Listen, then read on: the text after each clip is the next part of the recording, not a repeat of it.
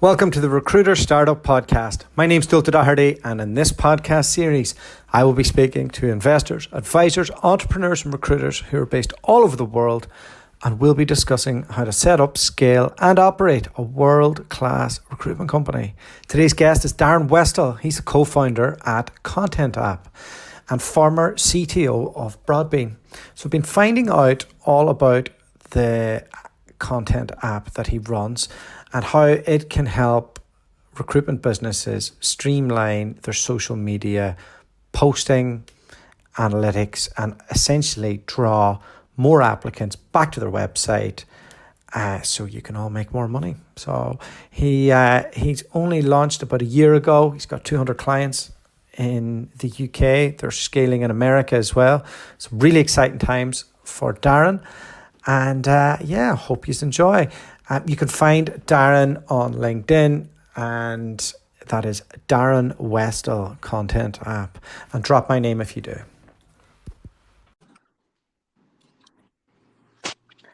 Darren Westall, how are you today? How are you doing? I'm not too bad at all. Enjoying the nice weather down here in the south. Are you based in London? We're based in Essex, just outside London. So we are on the Central Line. So we get into London quite often, but not actually based directly in London. All right. So I brought you on to hear a little bit about this company that you're running because I'm wasting a lot of time on my social media presence at the minute. So it'd be nice to learn a few more automation that seems to be your forte. But I suppose before we jump into all of that, how did it all come about? How have you become a tech founder? So, I mean, if you go back 10 years, and that's a long time, I realise, but I started at Broadbean straight out of college. So I think like a lot of people, I fell into recruitment, started at Broadbean as a junior developer and sort of worked my way up inside that company, understanding the industry and falling in love with it, really. But if you go back before that, at college, I didn't actually do IT, I did business. So business was always my interest. So it's kind of put the two together. So you started as a technical person, a developer, and you know that you became more customer facing over the years. Give me a bit of a rundown on what Broadbean does for recruitment businesses and how did that evolve over the years? So when Broadbean first started, it was to post the world's adverts. So it started off as just a multi-poster. So you fill in one form and it distributes your job advert to multiple sites. So CV Library, Total Jobs, Monster, for example. So it's a massive time saver. When I joined, myself and two other guys built the search platform, so the sourcing side of it. So rather than posting to the job boards, that was retrieving applicants from it. That was kind of my first project where I sort of really bit my teeth on tech. Really enjoyed that, and the search product's gone to do incredibly well in the market. So I moved from there into management. So oversaw their integrations team actually, which is where I built my network, where I discovered LinkedIn. Oversaw thousands of integrations with ATSs, CRMs, job boards, because Broadbean sit in that middle part of the sort of tech space. It sort of touched every single part of the industry, which was a really fascinating place to be. We use Job Adder ourselves, and I know Job Adder has a functionality that lets you post to multiple job boards. Is it quite similar to that? It is similar. Job Adder probably came after, so Broadbean was like the pioneer of that side, and they have the strongest, as far as I'm aware, the strongest integrations with ATS's CRMs. Pretty much any ATS CRM you choose, they will have an integration with, and obviously a global service as well. So I think Job Adder is big in Australia and the UK. Whereas Broadbean would offer a global service. So, as integration manager, were you just bombarded with dealing with the new vendor or the new job board and just trying to make sure that or how did that work? Like, do you have open APIs or? Yeah, sometimes we were working to their APIs. For job boards, we worked to their APIs, and I wish it was just new ones. But as you know, job boards change their fields every month or so. There's constant changes going on. So it was new and existing vendors, sometimes to our APIs, sometimes to theirs, but always good discussions. And Broadbean's place in the market was almost to sit, if there's applications flowing into it, Broadbean needs to sit there because they're your portal into your ATS or CRM. So whether that's from job boards, wherever it may be. Broadbean's position is there. So yeah, everything and everything really. So it helped the job go out to the boards, and then it communicated with the boards to get the resumes into your CRM. Is that it in a nutshell? Yeah. It helped the job boards measure their ROI to their customers. It was really, so for the job boards, they rely on Broadbean's reports to say, this is what we deliver for the customers. And likewise for the customer can actually decide, is their job board spend working or not? Oh, very good. And I know that LinkedIn doesn't have open APIs. How was it ever able to work in conjunction with that, or is LinkedIn like a bit of an island when you're dealing with tech? No. Broadbean and LinkedIn have a good relationship. You can post jobs to LinkedIn from Broadbean and track the applications back. They've got quite a strong relationship. Okay, so the sell to an agency owner was probably a bit of a no-brainer then, because they're getting visuals and comparisons on things they would have had to have done manually. Is that essentially it? Yeah, it's the time saver. It always comes back to time in recruitment, doesn't it? So yeah. if every consultant in the business is saving time, plus you've got better visibility into your ROI across all of your spend, which at the time, if you go back 10 years, the majority of your marketing spend was job boards. It was absolutely no brainer. What you got to CTO with Broadbean. What made you decide to go out and found your own thing? Because you look on paper like a very steady employee, somebody's worked their way up. Did the company get to an exit and everybody leave, or how did that there kind of come about? No, it was much more personal actually. I think if you look at my career progression at Broadbean, it was at least every year to 2 years that I moved up a position. And if you ask me a year every 2 years what I was doing, it was probably looking to start my own business. But because of that career progression, because of that, let's be honest, salary increase, etc. At the same time, in parallel, I started a family. So each time it was, well, I won't do it just yet. I won't do it just yet. And there's never the right time. And ironically, it was when I reached CTO that I realized I was at a ceiling and there was never a right time and there was never anywhere else to go upwards. That actually it gave me the incentive and to actually do it. So I reached the ceiling and yeah, much to my wife's dismay for a little while, although she's come around to the idea now, she's been very supportive. But when I first suggested the idea of leaving, it was quite a shock. But you're a young chap, aren't you? I'm a young chap with an old man's mind. That's what I'm accepted. What age are you? I just turned 30. So you just turned 30. Did you have kids at this stage? Yes, I've got 2 children. I've got a 4-year-old and a 4-month-old. Okay. So 1 kid and 1 on the way when you went to set this up? Yeah, that was the crazy thing, right? So yeah. It was in conjunction with making CTO plus my wife expecting another baby, whereas other people would say, right, this is time to take it steady. I saw that as, well, I've got a 6-month window to make this business work. So when I left, she was 3 months pregnant. So I had 6 months before baby's arrival to prove the market, to bring revenue in and to be able to sustain my family. Where did the zenith of the idea come from for ContentApp? Completely outside of recruitment, which is ironic. So I bought a house probably 2 years before, and I was speaking to the estate agents and I said to him, you haven't updated Twitter in like 2 years, what's going on? He said, I don't have time. And because I was a techie, I just said, look, if I built something that did it for you, would you pay £200 a month? He did. I built it. And then that code sort of sat there for 2 years, sort of stagnant, just running in the background, supporting his social media. I didn't do anything with it because of the career progression, etc. So coming back to that, what kept me at Broadbean, that was always in the background. It was always there, running and making me some passive income. But I didn't do anything with it until that moment. Was it just you? Like, how does that come about? Like, how does it go from a bit of code that sits there to you sitting at the top of the tree at a company? Like, what? Like, there's a lot of other things that come before you make the step, right? Yeah, well, ironically, so the building the product was already done. So the MVP of the product was already done. I went into business with someone called Kelly Robinson, who co-founded Broadbean with Dan McGuire back in, I think it was 2001. I don't know if you've heard of Kelly. I've heard of Dan McGuire. But... So Kelly is now in California. So he left he ran Broadbean US and built Broadbean US up. Wow. And he left shortly before I did. And at that time, I phoned him and just had a conversation and said, thank you, basically. Thank you for everything he's done for me as a person. He's really helped me grow and all the career progression. A lot of the Kelly gave me my first job, right? Straight out of college, gave me my first job, and I reached CTO. So it was a call to say thank you. Yeah. And it was during that phone call that we kind of got speaking about the future, and Kelly ended up investing in me as an individual, and fast forward to today. So Kelly gave me that leap really to push forward. Okay, excellent. So you kind of walk through what your vision is, and does he flesh out what that looks like from a business perspective with you? It's much more of a partnership on that side of things. So Kelly is running the US side. So we're probably the only people crazy enough to start up in 2 countries at the same time. So Kelly is running the US side of the business, and I'm running the UK. Okay. And with products like Buffer out there, how do you differ from what they do?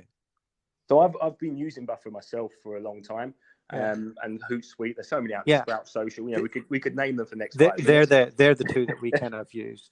Yeah. So they are there for your company social media. They are there for your to put content in, to schedule it yourself. It relies on you having time to manage the social media, to find the right articles, to find the right content, to schedule the updates. Whereas we took a view that recruiters are very time sensitive. They don't have a lot of time. So we should actually be suggesting the right content to them. So the idea behind it is that you sit back, you tell us what industry you work in, and we come to you rather than you come to us.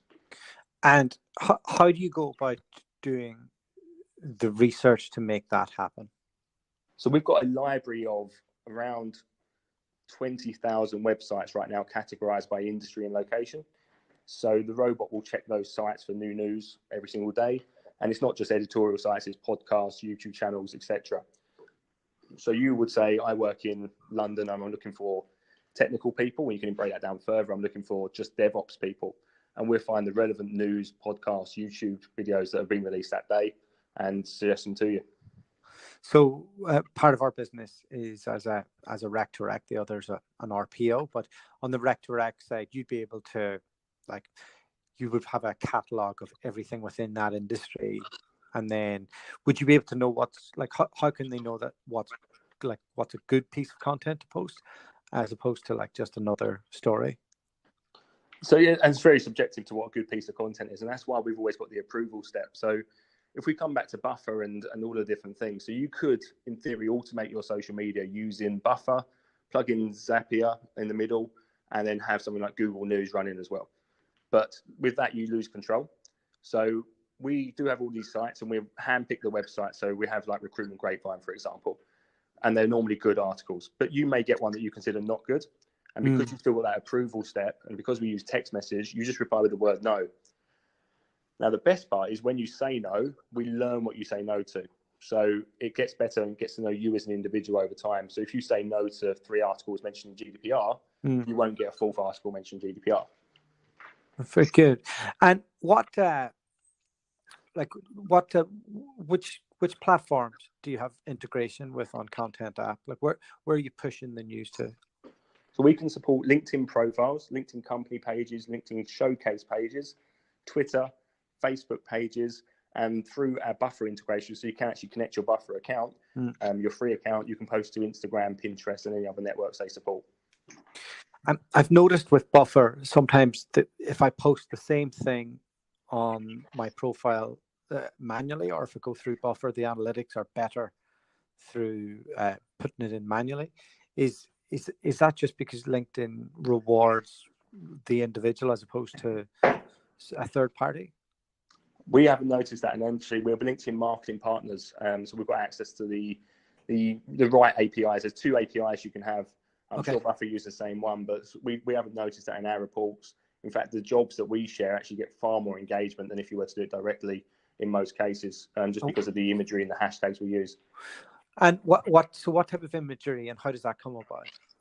So there's 2 types of the product. So you've got the content side, which is your social media assistant. So I work in telecoms, give me telecoms news. That's one side. The other side is where we save every recruiter 30 minutes a day. And it's a bold claim, but we back it up. So there's 3 ways to post jobs currently. First way is you use a Broadbean and Idabua logic melon to post out. Now, the problem with those is they are usually, as and when you bring a role on, it's got your logo on it, but not much more. And it normally links back to a third-party system because they want to track the applications quite rightfully. The second way is you bring on a new role, you send an email to marketing, marketing sends you a creative back, and you post it out. The problem with that is it's taken up your time, marketing time, and you've had that time interval between the two things happening. So you might bring in a role on today, but not actually get it out for 2 days' time. The third way, which I think most people currently do, is a recruiter brings on a role and they have maybe a few stock images marketing provided, and they create them themselves.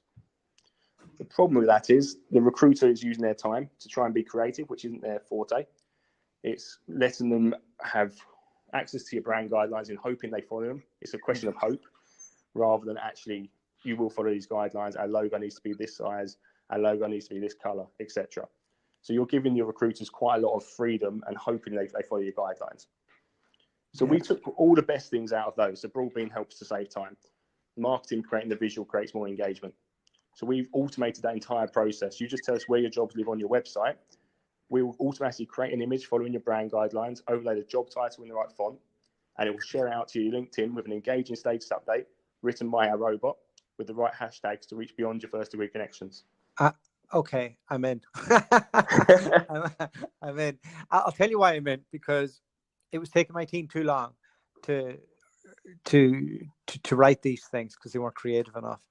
And then my next stage was to hire a marketing assistant to do it twice a week. But then by the time it comes into the post actually being written and coming out, the time will have, I'm just repeating everything you just said. So 30 minutes a day we give back to every recruiter, and if you scale that across, the likes of search consultancy, that's a lot of time. That's time they could be using for billable hours. It's time they could be using much more, having better conversations with candidates, perhaps giving feedback to candidates when they weren't successful. All the things that people gripe about recruitment, if we can give them back time, they can put those things right. How do you review success within the post? Is there something to do with like the robots analytics, and is it continually learning that? Or so we plug in, first of all, how you measure your ROI is through Google Analytics. So we're at the top of the funnel, which is we don't directly integrate with your CRM as such. So any traffic we do sends back to your website. So it's not back to our system, it's back to your website, because that's your primary marketing asset. So we attach UTM codes on there, so you can say, right, this much traffic came from ContentApp, this much went on to apply. So you've got your own ROI report where you can judge us, first of all. So your marketing team will be able to tell you how many applications you got this month from ContentApp. Okay, cool. No, it makes sense. The struggle we have in Rec Direct is people don't apply for jobs. They'll just come straight into your LinkedIn message once they see a post they like. But I think that's unique to our specific area. But I can see how this would work in tech.